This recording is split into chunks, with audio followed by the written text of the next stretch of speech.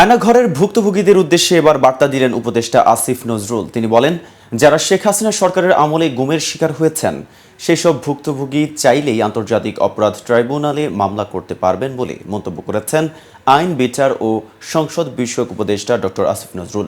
বুধবার সচিবালয়ের নিজ দপ্তরে সাংবাদিকদের সঙ্গে আলাপকালে এই মন্তব্য করেন তিনি। এছাড়া আর কি জানালেন তিনি, আয়নাঘরের ভুক্তভোগীদের উদ্দেশ্যে তার চূড়ান্ত বার্তা কি, এ বিষয়ে বিস্তারিত নিয়ে কেটিভি নিউজ 24 চ্যানেল থেকে আপনাদের সাথে আছি আমি মেহেদি হাসান।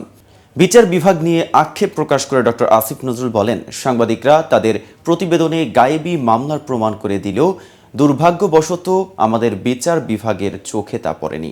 কেন পড়েনি আমি খুব অবাক হতাম। আল্লাহ আমাকে সুযোগ করে দিয়েছেন তা জানার। এই আইন উপদেষ্টা আরও বলেন, অবশ্যই গায়েবী সহ মিথ্যা ও ষড়যন্ত্রমূলক যত মামলা হয়েছে তা প্রত্যাহার করে নেব। পরের পদক্ষেপেই আমরা দেখব। আয়নাঘরের ভুক্তভোগীদের সহায়তা দেওয়া নিয়ে এক প্রশ্নের জবাবে উপদেষ্টা বলেন, আয়নাঘরে যারা গুমের শিকার হয়েছেন তাদেরও কথা রয়েছে। আন্তর্জাতিক অপরাধ ট্রাইব্যুনালে আসার সুযোগ তাদের রয়েছে। মনে রাখবেন, এই ট্রাইব্যুনালে যে কোনো ব্যক্তি মামলা করতে পারবেন, কাজেই তারা গুমের মামলা করতে পারেন।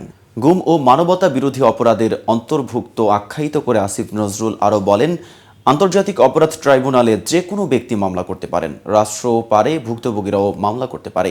পরে রাষ্ট্রীয়ভাবে আমরা উদ্যোগ নিতে পারি। এটা নিয়ে আমরা সিরিয়াসলি ভাবিনি। আমরা এখন জুলাই হত্যাকাণ্ডে মনোযোগ দিয়েছি। এই আইন উপদেষ্টা আরও বলেন, তবে আয়নাঘরে গুমের বিষয়টি অত্যন্ত গুরুত্বপূর্ণ। কোনোভাবেই এটাকে খাটো করে দেখছি না। অবশ্যই এই ব্যাপারে ভুক্তভোগী পরিবারের যে কেউ আমাদের সহায়তা চাইলে আমরা সেটা করব। তিনি আরও বলেন, সারা দেশে মিথ্যা ও হয়রানিমূলক মামলা 3 দিনের মধ্যে প্রত্যাহারের উদ্যোগ নেওয়া হয়েছিল, কিন্তু তা করা সম্ভব হয়নি। পুলিশ বাহিনী না থাকায় সেটা সম্ভব হয়নি। এখন পুলিশ যোগ দিয়েছে। আশা করি 31 আগস্টের মধ্যেই এই সব মামলা প্রত্যাহার করা হবে। বৃহস্পতিবারের মধ্যে ঢাকা শহরের মামলা প্রত্যাহার হবে। রোজিনা ইসলাম ও মাহমুদুর রহমান মান্নার মামলা প্রত্যাহার হবে। আইন উপদেষ্টা বলেন, বৈষম্য সর্বব্যাপী। ধর্মের ভিত্তিতে, রাজনৈতিক ভিত্তিতে যত বৈষম্য হয়েছে তা নিরসন করা হবে।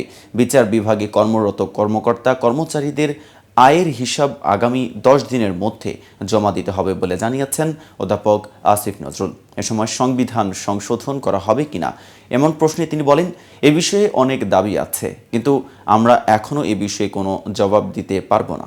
এটা আমার এখতিয়ারাধীন বিষয় না। আমরা উপদেষ্টা পরিষদে এ বিষয়ে আলোচনা করব। এরপর বিচার বিভাগ সংস্কারের উদ্যোগ নেওয়া হয়েছে জানিয়ে আসিফ নজরুল বলেন, প্রধান বিচারপতি সহ আপিল বিভাগে বিচারপতি নিয়োগ দেওয়ার ক্ষেত্রে আইন মন্ত্রণালয়কে যে সহযোগিতা করতে হয় সেটা আমরা সম্পন্ন করেছি। এর মধ্যে প্রধান বিচারপতি সহ আপিল বিভাগের বিচারপতিরা নিয়োগ পেয়েছেন। আজ এ পর্যন্তই। নিত্য নতুন সকল আপডেট পেতে কেটিভি নিউজ 24 এর সাথেই থাকুন।